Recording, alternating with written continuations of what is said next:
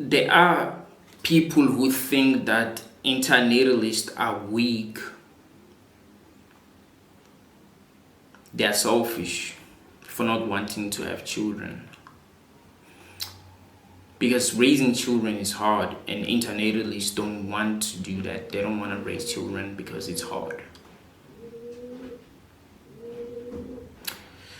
But if there's something that we have to understand is that human beings are inherently selfish, and they will not do something that is that hard unless there was something that they were gaining.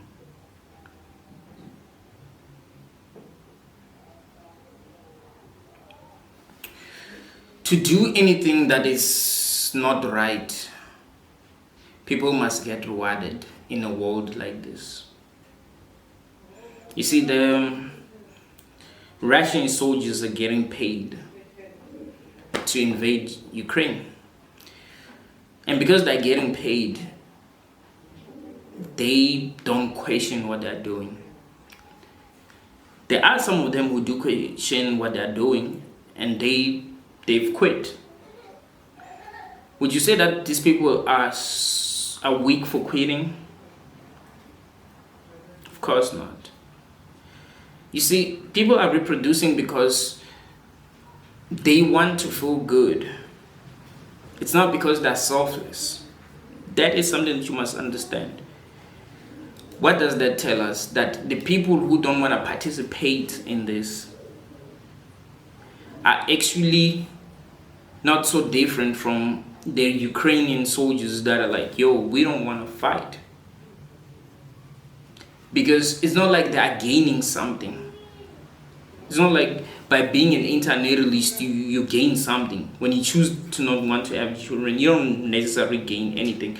I don't think there are many internationalists who do not love children, if they exist. I think they just know that the world is messed up and they cannot be bringing more people to suffer, because it is obviously wrong to make other people suffer or to take people into a place where they are going to suffer just because you will benefit for doing that. That's actually weak, because you're not actually looking at what is morally right. You're not looking at what is best. You are actually looking at what makes you feel good. So that is what is selfish. That is what is weak, if you really want to look at it intellectually like that, because people tell themselves lies, dude, like that good for wanting to have children. Like, no, man, you are chasing pleasure. That's it. You're chasing pleasure, and that blinds you from the truth. Because if you're only chasing what feels good, you're not gonna ask yourself if what feels good is good. You see, and that's what's really important. Because if you don't ask yourself if what you're chasing or what makes you feel good is good, then you're not gonna ask yourself if it's morally right. You're not gonna care if it's morally right. You see, that's something that many people do not understand. A lot of people that think that internationalists are wrong fail to look at the facts that I'm mentioning now. Humans think that being desensitized is being strong. It always fascinated me that that's what people think. Like, if you don't feel, or if you're not conscious enough, that means you're strong. Because people who are not conscious enough, or people who do not feel, do not express their discomforts. They don't let people know that they're not feeling good, or they're not comfortable with this, they're not comfortable with that. And society just generally think that, oh, these people are just strong. What they do not know is that these people just do not feel shit. They're not conscious, you see. You're not strong if you see people get killed in ways that are horrible and you feel nothing. The truth is that you're not feeling shit. You're strong if you feel something. But then you still decide that I'm still gonna be fighting for the truth. I'm still gonna stand where I stand, even if it's not easy. That is what being strong is about. It's not being desensitized, you see.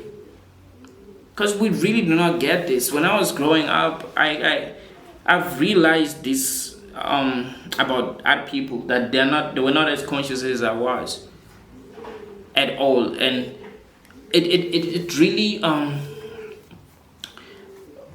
confused me, because I was very sensitive. I was able to see everything that was happening. I was able to even predict what's gonna happen, and other people didn't see shit. So I was not really feeling well because of that. And other people were feeling well, other people were happy because they weren't seeing what was happening. So would you say that those people were strong, or they were just not conscious enough? They were just not aware of what's really going on. So there's nothing weak about understanding the truth. There's nothing weak about being conscious. Because if the people that think they're strong were as aware as people that they think are weak, the way as aware as people who become internationalists, as people who become vegan, I think they will not survive, because that shit is fucking hard. Being aware of the truth in a world like this is very, very hard, because you're gonna have to deal.